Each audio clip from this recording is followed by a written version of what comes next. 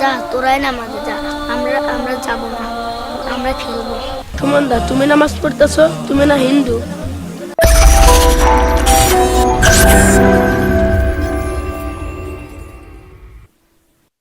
আলিফ দোস্ত, দেশের যে অবস্থা, দেশের কেউ নামাজ পড়ছে না।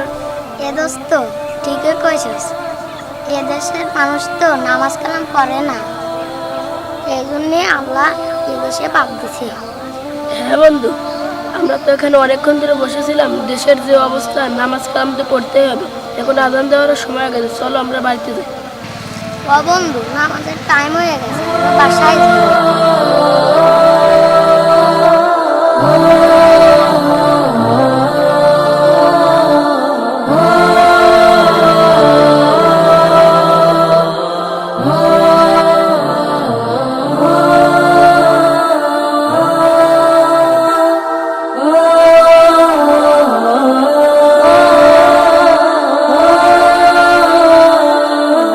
কিরে রনি, কই গেছিলি? এই পাশে গেছি।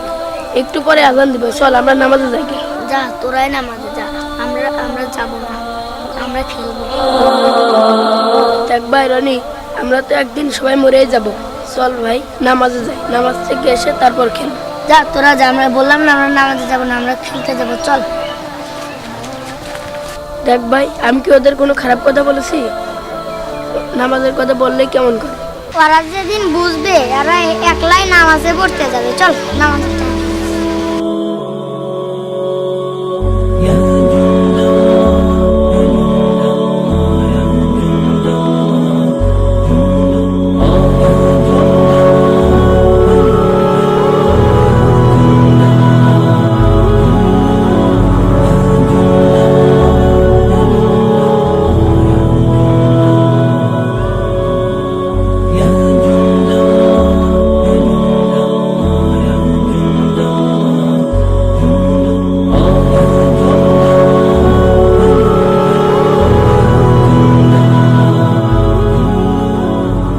চল চল চল, তাড়াতাড়ি চল, জামাত ধরতে হবে।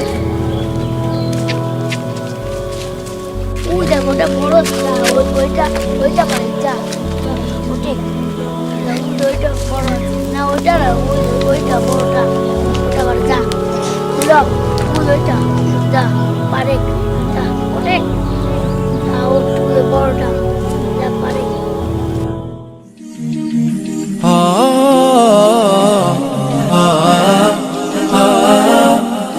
দোস্ত, নামাজ পড়ে আসলাম, অনেক ভালো লাগছে। কে রে, ওখানে কে নামাজ পড়ে? আজ তো দেখি।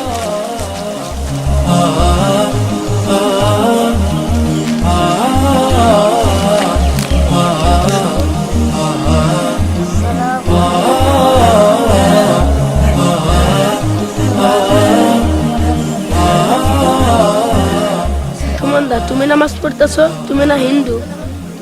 আসসালামু আলাইকুম রানা ভাই, আমি তো একসময় হিন্দু ছিলাম, কিন্তু এখন আর হিন্দু নয়, আল্লাহর রহমতে আমি এখন মুসলমান হয়ে গেছি। রানা ভাই, তাহলে আপনারা এখানে এসে বসেন, আমরা কিছু আলোচনা করি ইসলামের।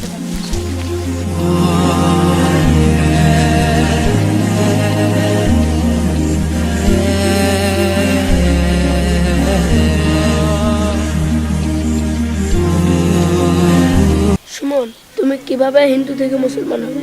তাহলে শোনেন আমার ঘটনা।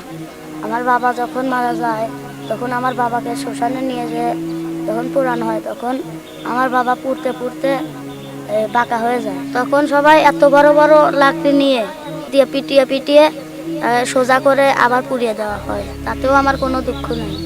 কিন্তু যখন আমার মা মারা গেল, ঠিক ওই অবস্থায় আমার মায়ের লাশটাকেও পিটানো হয়। পুড়ে যখন আগুন ধরে সকল জামা কাপড় পুড়ে গিয়েছিল, আমার মায়ের দেহ বিবস্ত্র অবস্থায় ছিল, ঠিক সেই সময় আমার কাকা মামা দাদা সকলের সামনে ওই রকমই একটা লাকড়ি দিয়ে পিটিয়ে তার লাশটা সোজা করে দেওয়া হয়। তাহলে ওই ধর্মে কিন্তু কোনোভাবেই মানুষের কোনোভাবে শালীনতা নেই, যার কারণে আমি চিন্তা করলাম একমাত্র ইসলাম ধর্মই আছে যেখানে নারীকে প্রচুর পরিমাণে সম্মান দেওয়া হয়, সঠিক বিচার করা হয়। গুলো মানা এবং দেখার পর আমি চিন্তা করলাম আমাকে মুসলমান হতে হবে, তাই আমি মুসলমান হয়েছি।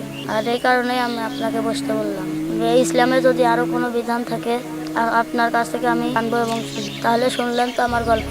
হ্যাঁ, ঘটনাটা শুনলাম। ঘটনাটা খুবই কষ্টদায়ক, কিন্তু তারপরও আমার একটা জিনিস খুবই ভালো লেগেছে, আর সেটা হলো তুমি দেরিতে হলেও ইসলাম ধর্ম গ্রহণ করেছো।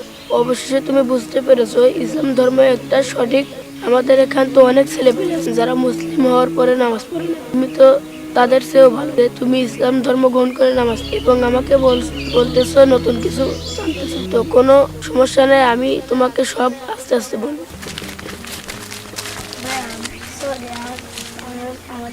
আমরা আজ থেকে নামাজ পড়বো আর আমরা খেলা করবো না। এটা তো খুবই ভালো কথা। আজ থেকে আমরা 5 বন্ধু হলাম, আমরা 5 বন্ধু একসাথে নামাজ পড়বো এবং অন্য সবাইকে নামাজ পড়তে বলবো। চলো তাহলে আমরা চলে যাই।